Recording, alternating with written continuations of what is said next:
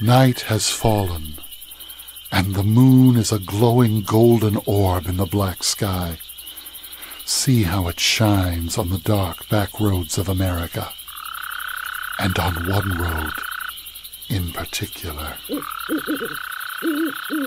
Come with us, and we'll take a walk down the moonlit road, for the night is waiting, and the moon is full. Hello, and thank you for choosing the Freshwater Seas production of A Bite of Bierce, performed by Susie Bernice and Robert Bethune. We invite you to sit back, relax, and enjoy this bite of Bierce. But be careful. He has been known to draw blood. The Boarded Window. In 1830, only a few miles away from what is now the great city of Cincinnati, lay an immense and almost unbroken forest.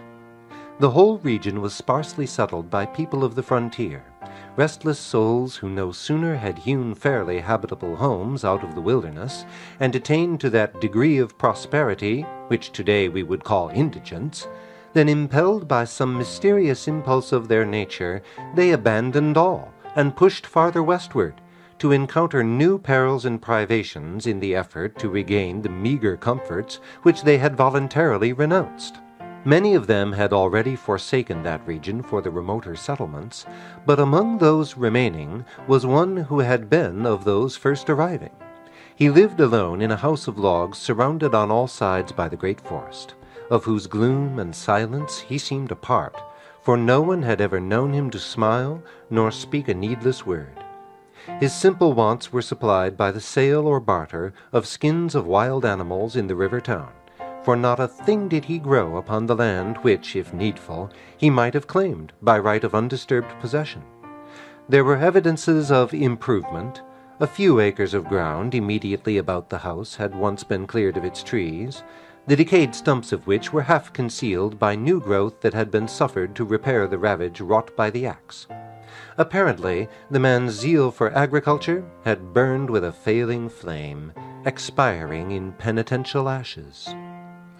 The little log house, with its chimney of sticks, its roof of warping clapboards weighted with traversing poles, and its chinking of clay, had a single door, and, directly opposite, a window. The latter, however, was boarded up. Nobody could remember a time when it was not, and none knew why it was so closed. Certainly not because of the occupant's dislike of light and air, for on those rare occasions when a hunter had passed that lonely spot, the recluse had commonly been seen sunning himself on his doorstep, if heaven had provided sunshine for his need. I fancy there are a few persons living today who ever knew the secret of that window, but I am one, as you shall see. The man's name was said to be Moorlock. He was apparently 70 years old, actually about 50. Something besides years had had a hand in his aging. His hair and long, full beard were white, his gray, lusterless eyes sunken, his face singularly seamed with wrinkles which appeared to belong to two intersecting systems. In figure he was tall and spare, with a stoop of the shoulders, a burden-bearer. I never saw him. These particulars I learned from my grandfather, from whom also I got the man's story when I was a lad. He had known him when living nearby in that early day. One day Moorlock was found in his cabin dead. It was not a time and place for coroners and newspapers, and I suppose it was agreed that he had died from natural causes, or I should have been told and should remember. I know only that with what was probably a sense of the fitness of things, the body was buried near the cabin alongside the grave of his wife, who had preceded him by so many years that local tradition had retained hardly a hint of her existence. That closes the final chapter of this true story, excepting indeed the circumstance that many years afterward, in company with an equally intrepid spirit, I penetrated to the place and ventured near enough to the ruined cabin to throw a stone against it, and ran away to avoid the ghost which every well-informed boy thereabout knew haunted the spot. But there is an earlier chapter, that supplied by my grandfather. When Moorlock built his cabin and began laying sturdily about with his axe to hew out a farm, the rifle meanwhile his means of support, he was young, strong, and full of hope. In that eastern country whence he came, he had married, as was the fashion, a young woman in all ways worthy of his honest devotion, who shared the dangers and privations of his lot with a willing spirit and light heart. There is no known record of her name. Of her charms of mind and person tradition is silent, and the doubter is at liberty to entertain his doubt, but God forbid that I should share it. Of their affection and happiness there is abundant assurance in every added day of the man's widowed life. For what but the magnetism of a blessed memory could have chained that venturesome spirit to a lot like that?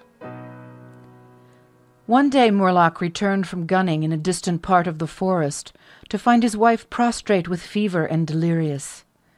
There was no physician within miles, no neighbor, nor was she in a condition to be left to summon help. So he set about the task of nursing her back to health. But at the end of the third day she fell into unconsciousness, and so passed away, apparently with never a gleam of returning reason. From what we know of a nature like his, we may venture to sketch in some of the details of the outline picture drawn by my grandfather. When convinced that she was dead, Moorlock had sense enough to remember that the dead must be prepared for burial. In performance of this sacred duty, he blundered now and again, did certain things incorrectly, and others, which he did correctly, were done over and over.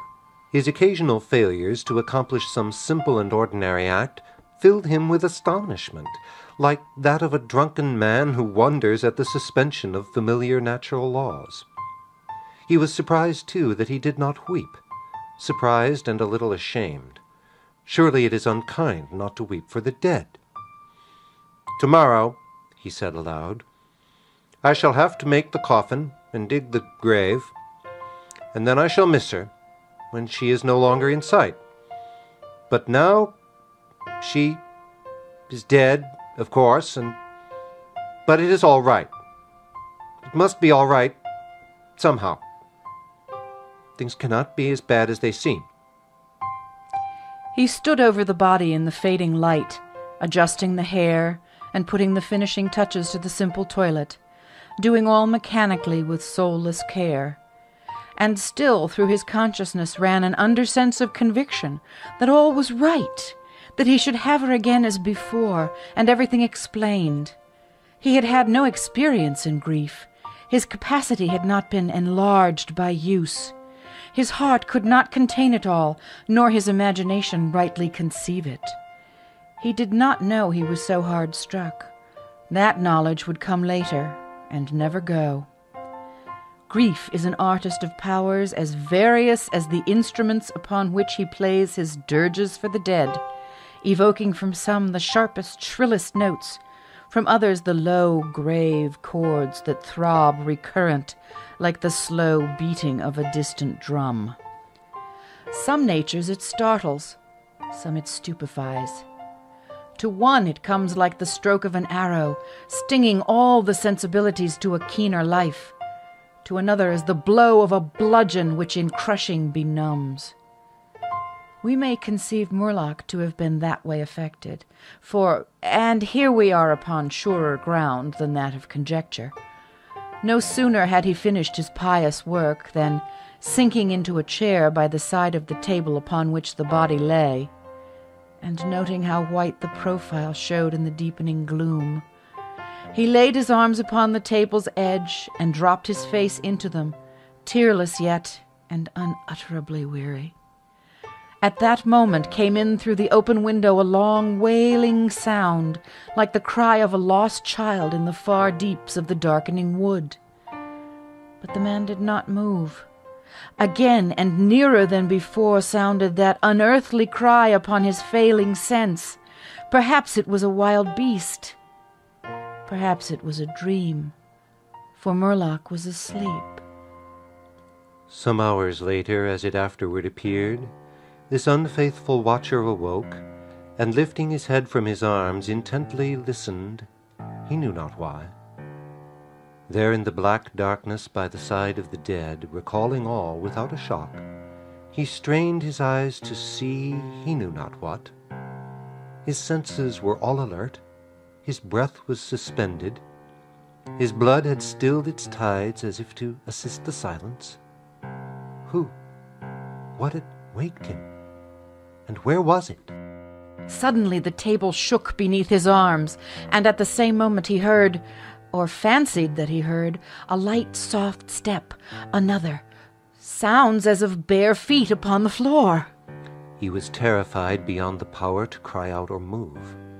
Perforce he waited there in the darkness through seeming centuries of such dread as one may know yet live to tell.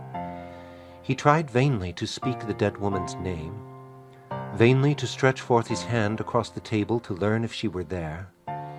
His throat was powerless, his arms and hands were like lead. Then occurred something most frightful. Some heavy body seemed hurled against the table with an impetus that pushed it against his breast so sharply as nearly to overthrow him, and at the same instant he heard and felt the fall of something upon the floor with so violent a thump that the whole house was shaken by the impact. A scuffling ensued, and a confusion of sounds impossible to describe. Murlock had risen to his feet. Fear had by excess forfeited control of his faculties. He flung his hands upon the table. Nothing was there. There is a point at which terror may turn to madness, and madness incites to action. With no definite intent, from no motive but the wayward impulse of a madman, Murlock sprang to the wall. With a little groping, seized his loaded rifle, and without aim discharged it. By the flash which lit up the room with a vivid illumination, he saw an enormous panther dragging the dead woman toward the window, its teeth fixed in her throat. Then there were darkness blacker than before and silence. And when he returned to consciousness, the sun was high, and the wood vocal with the songs of birds. The body lay near the window, where the beast had left it when frightened away by the flash and report of the rifle. The clothing was deranged, the long hair in disorder, the limbs lay anyhow. From the throat, dreadfully lacerated, had issued a pool of blood not entirely coagulated. The ribbon with which he had bound the wrists was broken. The hands were tightly clenched. Between the teeth was a fragment of the animal's ear.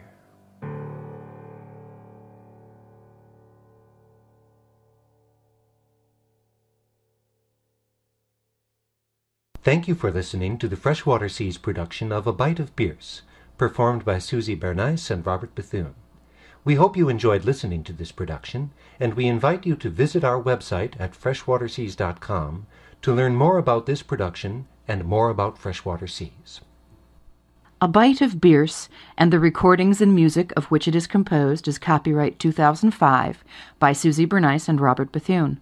It is protected by the copyright laws of the United States of America and by all international copyright conventions. All rights are reserved. This recording is for private listening use only and may not be reproduced, performed, broadcast, or retransmitted in any form or medium without written permission from Freshwater Seas. That concludes this tale from the Moonlit Road. Be sure to visit our website at themoonlitroad.com to find out more about our stories and let us know how we're doing. The Moonlit Road is produced and directed by Craig Dominy.